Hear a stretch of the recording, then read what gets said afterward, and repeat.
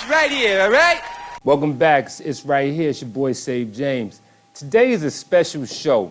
It's so special to me, I had to have notes, y'all. And I'm going to tell you why in a second. Because joining me now, we have, and I quote, American politician and educator serving as the U.S. representative for New York's 16th Congressional District since 2021. I present to some and introduce to others, Congressman, Representative Jamaal Anthony Bowman. I got that off the internet, y'all. Jamaal Anthony Bowman. We don't like that middle name, probably. We don't give it up for him anyway. What's going on, sir? What's up, brother? How's everything with you? Well, man, peace and love, man. Thank you so much for having me. Thanks for having me. For sure. Having your time here. Absolutely, man. It's an honor to be here. So you a Harlem dude. Yeah. You want to go? Yeah, I've traveled a little bit. Okay. So East Harlem, specifically East River Projects initially, then the Upper East Side, then Jersey, then Brooklyn, then back to Harlem. Okay. 149th in Amsterdam. And, you was in the throes of it at that point. Yeah. Well, so I moved around a lot, but East Harlem is like this where it all started. That's home for you. That's home base. For sure, Gotcha. Statesman. That's all right. So that means I'm going to have interesting perspective on you. If we go the hip hop angle, I want to hear some interesting perspective because the times I've seen you, you've been waving that band of hip hop loud and proud, baby. So I want to talk about that. For sure. But let's just get started. So you were in education in New York City, right, in the Bronx. Yes. Okay. What was the turning point that made you say, okay, I've seen enough here. My calling is on a higher plane. Yeah. What was the turning point for that to make you go into Congress? Yeah, so, I worked in education for 20 years. 17 of those years were in the Bronx. 3 of those years were on the Upper West Side of Manhattan. Okay. After working in education for about, I think it was 8 years, I decided that I wanted to become a school principal, school leader. Okay. So I did my training, I wrote a proposal for a new school, and I opened the school in 2009 that I ran for 10 years as principal. And we were doing great work there. But the year before I decided to run, maybe 2 years before, I started to see an increase in children having mental health challenges. Okay. And I was trying to understand why that was. And I saw an increase in children self-harming. They call it self-harm, where they would cut themselves. Right? So I saw an increase in this. And then the year before I ran, 34 kids died within the K-12 school system in the Bronx, and 17 died via suicide. Wow. And no one was really making the connection between the trauma of our kids and the policy that comes from Washington. And when I tried to talk to other elected officials about it, they didn't really get it. A lot of elected officials, they're either like lawyers or business people. They're not educators, Right. And so to me, that was a crisis. And to me, if we change policy and really invested in our kids and vulnerable families and communities, we can make transformational change. So after getting my doctorate in 2020, early 2020, I started thinking about it. I was like, you know what? I'm going to go for it. And I had never run for any office before that. I didn't really know how to run, but I met a bunch of people who were supported, and we were always grassroots driven. Right. And we got a lot of support, and we were able to win. Well, there it is. So just for the folks that are probably meeting you for the first time through this communication here, what exactly does a congressman do? Yeah. We hear the name. We see you guys up there Yeah. on TV and around the big committees and stuff like that. But what does a congressman actually do? Yeah. So we work on federal policy, Okay. right? And federal policy that impacts all aspects of someone's life. Everything from school lunches to housing to investing in black businesses to military spending to climate and energy issues. Like we work on pretty much every issue you can think of from a federal policy perspective. Got it. We also work on every issue you can think of from a funding perspective, ensuring that X amount of dollars are going to a particular industry. Got it. Okay. So we do that as well. That's generally what we do. My office, because of my background and because of the needs of the district, has a specific portfolio. I'm on the Education and Workforce Committee, so a lot of focus on education, a lot of focus on workforce development. I'm also on the Science, Space, and Tech Committee, Right. because I know that STEM is the future, Right. and I know we need to invest in STEM and bring it to communities like Mount Vernon. So that's pretty much what we do, and politics is the art of the possible. So, I introduce a bill. My job is to get co-sponsors for that bill, people to support it. Okay. And that takes work. You Right. gotta sell it to them. Right. Why they should co-sponsor your bill, answer any questions. You gotta socialize people to the bill. Sometimes there's a deeper dive education about the bill. And then you want to do that not just for Democrats, but also Republicans, because you want it to be bipartisan. That makes it more likely to pass. And then you want somebody in the Senate to lead the bill in the Senate. Got it. So that it could be bicameral. And if it passes the Senate and the House, now it goes to the president's desk to become law. Oh, okay. So it's everything I just explained really quickly can take a year or two or several years. Some bills people have been working on for their whole careers. Wow. That haven't moved yet. Wow. Yeah. Okay, so this is a lifelong dedication that you got right here. It is, but like, one of my frustrations about Congress is there's not enough people who move with a sense of urgency. And it's because many people are there, whether they know it or not, to uphold the status quo. And that was about to be my next point. So do you feel like a lot of those things don't move, obviously, but I don't want to say you feel, but the way it seems like it looks to the outside looking in, that because it doesn't affect their community directly, it's not on the table. Because I think about when we was growing up, because the check see, I know how old you are, but I'm not gonna put it out for the camera. We're not separated by that many years. But when the crack epidemic got into middle America, then it became a problem then. Yes. That's when laws and sanctions, major problem. It became a major problem. But as long as it stayed amongst our community and our four corners, it was all good. Yeah. So that just leads me to believe furthermore that that's always been the case. If it doesn't affect them, it's not on their front lawn, then it's not an issue for them. And again, it's an issue of power and resources. So, pharmaceutical companies, fossil fuel companies, weapons manufacturers, they have a lot of money and a lot of power, so they can lobby for what they want. Large corporations have a lot of money and a lot of power. They can lobby for what they want. Republicans continue to not want to invest in the American people, so they put it all on private industry to create jobs and do the things it's supposed to do, but they don't always do it that way. Let me give you one policy that everyone should support. It's something called the child tax credit, ensuring that those among us who struggle financially and are living in poverty get a little check from the government every month based on the number of kids they have, so that they can feed their children, pay for housing, childcare, whatever it is. The child tax credit, if we implemented it the way we implemented it 2 years ago, we would decrease childhood poverty by 50%. Wow. That impacts all children. We did it for a year. It was transformational. Republicans wouldn't support it going forward. And so something like that is mind-boggling to me, because it would benefit their constituents too. At the same time. At the same time, right? So but there are people in power and corporations in power that for whatever reason don't want us to provide a child tax credit. We'll leave it at for whatever reason. Well, we're all going to go down that rabbit hole. All right, so as an educator, I want to bring this back to, we're in the school taping this show. So I want to bring it back to the school. Now, you were saying that you were part of, I have this written down, the House Committee, serve on the House Committee on Education and Labor and the Subcommittee on Higher Education and Workforce Investment.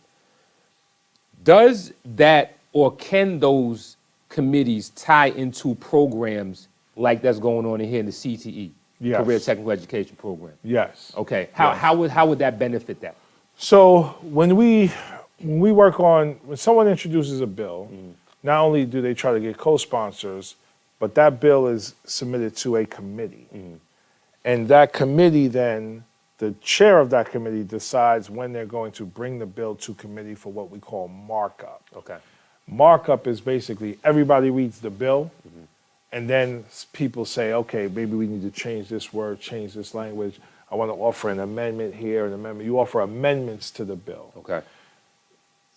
Let's say you write a public education bill focused on making sure schools are fully funded, right? Equitably funded. So the schools in Mount Vernon get the same money as schools in Scarsdale. Right. What an amendment to that bill could be is, okay, we want to make sure 1% of the overall funding goes towards career and technical education. And that one line, if the bill becomes law, and if it's funded, let's say at, $100 billion, Right.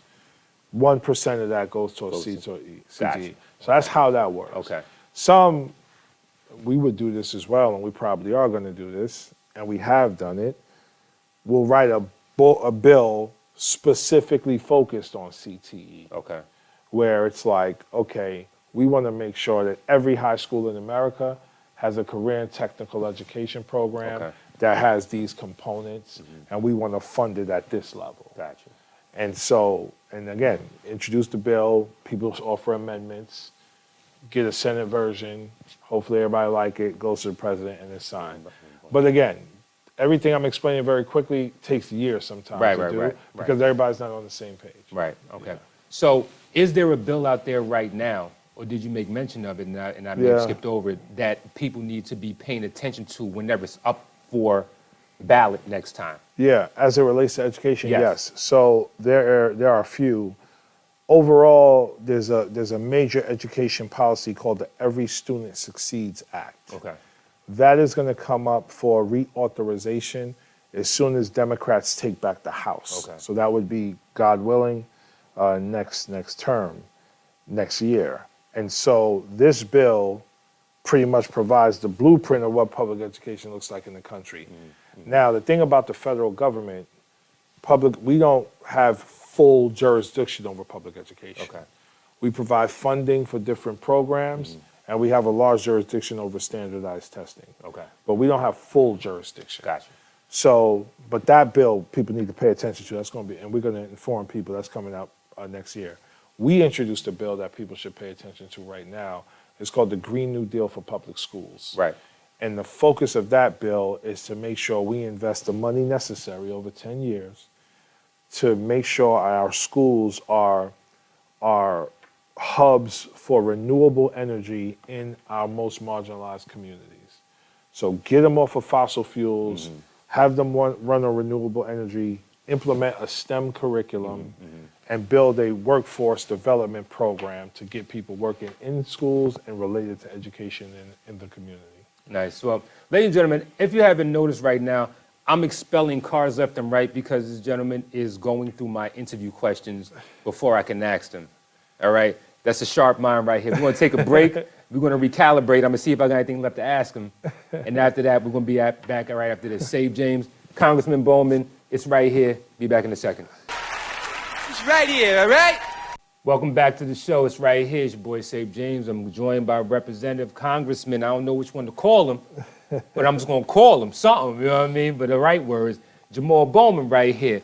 Appreciate you still hanging out. We're going to get you out of here soon because I know you're a man of many talents and people are always at your heels right now. So getting back to the programs that we're doing for our underrepresented communities, there's a program that kind of jumped off the page when I looked at your website. It's called Safe Place for Our Girls. Yeah. Give us a little bit of insight on that.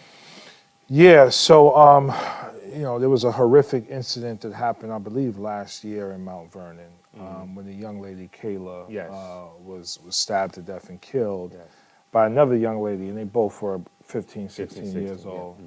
And so it's horrific and heartbreaking. And so we began talking with the city of Mount Vernon and the Mount Vernon Youth Bureau about opportunities to bring additional programming in for girls in Mount Vernon, particularly at-risk girls who need support. So through that collaboration, we were able to help them get some community project funding to start this Safe Place for Girls program. Right. So they wrote a proposal to us. We got it through the process at the federal level, and now they're going to be receiving, I believe, $1 million to invest in at-risk girls. to just give them the leadership skills that they need so that they can hopefully remain out of harm's way, but then begin to thrive. One thing about that incident that took place, a lot of it was facilitated on social media, particularly Snapchat. There's a lot of back and forth, a lot of bullying, a lot going on with our kids, and many of the adults weren't even aware of it at that level. Right. And so for me, you know, the more access and opportunity and mentorship and training we give to our kids, the more likely they are to, again, remain safe, but also begin to thrive. And so we were able to fund that program, and now we're working very closely. You know, shout out to Debbie, who's leading the Youth Bureau. Okay. We're going to work closely with them to implement the program as well. And we just need programs like that all across Mount Vernon as we deal with the issue of public safety. And that was going to segue to another question I was going to ask about after-school programs as well. There's been an outcry amongst the parental populace about what's going on with after-school programs.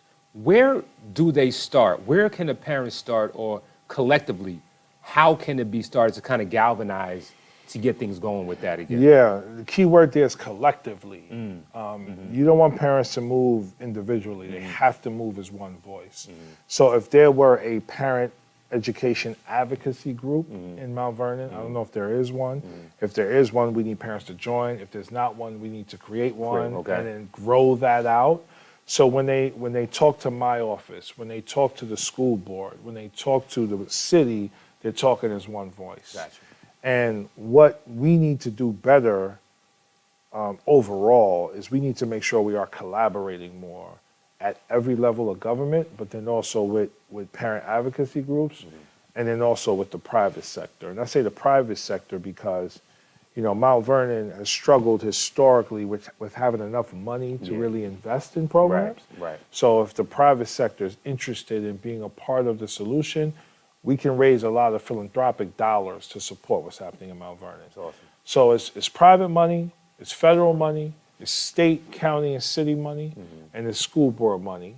But then it's also we need a parent and youth task force that can serve as like a brainchild to discuss ideas and to implement those ideas in terms of what our kids need. Okay. You say after school programs. After school programs saved my life as a kid. A lot of us. Community centers saved my life as a kid. Weekend programs saved my life as a kid. I knew where to go, whether it's Asphalt Green, Lenox Hill, Brick Church, my junior high school. Like there was always something to do that kept me out of harm's way. Right. Didn't save everybody, but saved most of us. Saved most of us. And that's the key, right? And so, and the last thing I'll say on this point, you know, there needs to be more investment, yes. And we need to invest on the front end as much or even more than we do on the back end. Right. So when a child is showing, and family is showing that they are at risk, that they have needs, whether it's academic, economic, mental health, substance abuse, we need to intervene very aggressively on the front end so they don't escalate. Right. What happens is they don't get what they need, and it gets worse and worse and worse and worse. Next thing you know, 14-year-old being shot in the street, broad daylight. There it is. Right. You know, and the last thing I'll say on this, another thing we're doing a lot of work around is the gun trafficking issue, because guns are trafficked into places like Mount Vernon. Absolutely. They're put in the hands of vulnerable people, and then they're killing each other or themselves. So we wrote a letter to Biden to do more executive actions around gun trafficking, which he did, which has been helpful. But we need to do a lot more in that area in terms of identifying who the traffickers are, who the dealers are, and then holding them accountable. And that should happen at the federal level. What do you feel is the biggest challenge facing our kids today? The first word that came to mind for me is attention. And what I mean by that is, you know, parents are all over the place doing what they're doing, work, school, picking up kids, running them here, running them there, whatever. Some are struggling with their own stuff, parents, right? That's a fact. School is school, traditional school, this class, that class, get good grades, whatever. But my question is, how well do we really know our kids? Like, do we take the time to like pause, take a deep breath, and ask them, what are you interested in? What are you passionate about? What are your goals and dreams and aspirations? What do you struggle in? Right. What would you like to learn more about, do more, and do more with? All of that relates to paying attention to our kids in a different way. Gotcha. Directly connected to that is supporting families. Because if you're a family and you are stressed and you do struggle with substance abuse, mental health challenges, underemployment, lack of money in your pocket, affordability, housing, childcare, Right. groceries, Yeah, name it, right? Yeah, run the list. That puts a stress and burden on the child. Right. And then that child is going to manifest that stress and that burden in school and in community.